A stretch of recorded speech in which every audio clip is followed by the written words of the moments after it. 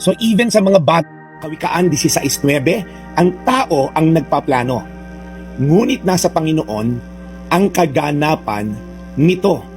Ang ganda na to, no? Nakapagplano ka na ba na buong araw mo, planchado na, pero sa dulo parang iba naging ending? O kaya, may plano ka sa buhay, pero ang daming detours, ang daming dead ends.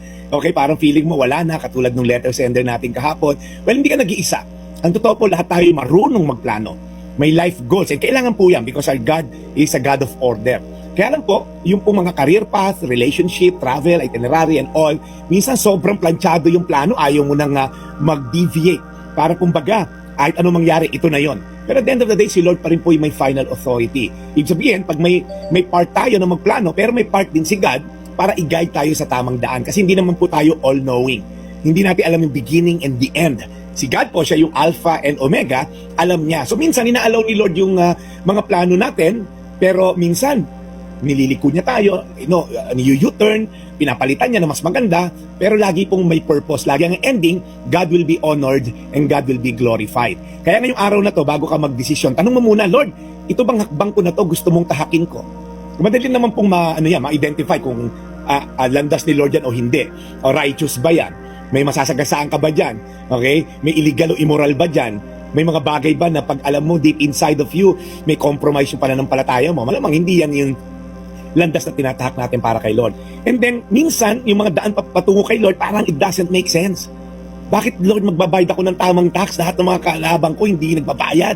Lord, bakit ako magiging maayos sa bidding? Lahat mag-under the table. So, minsan, ang hirap i-trust nung kay Lord kasi nga, parang the way of this world nangingibabaw. Pero, when we trust God to direct our step, yung ending niya will be something na sabi mo, buti na lang, nililigtas lang pala ako ni Lord, buti na lang, ito pala yung tamang daan. So as I end, ikaw ang may plano pero si Lord ang daan.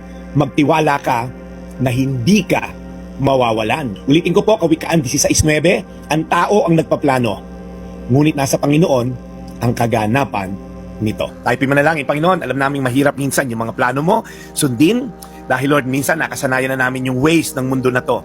Yung mga may compromise upang makuha yung gusto. Pero Lord, tinuturuan mo kami to trust in you totally. To defy minsan yung logic, to defy yung reasoning na human reasoning, and to depend on spiritual reasoning. So Lord, tulungan mo kami Lord, makita yung mga plano mo sa mga landas na tinatahak namin. At kung may kailangan ihinto, hinto. Kung may kailangan mag-U-turn, mag-U-turn. So Lord, salamat sa iyong paalala na at the end of the day, ikaw ang plano mo na susunod, kami lamang ay sumusunod sa leading mo. Salamat sa iyong ganap na pagsubaybay sa pangalan ni Jesus. Amen. Today's Reflection with Pastor Jeff Eliscopides.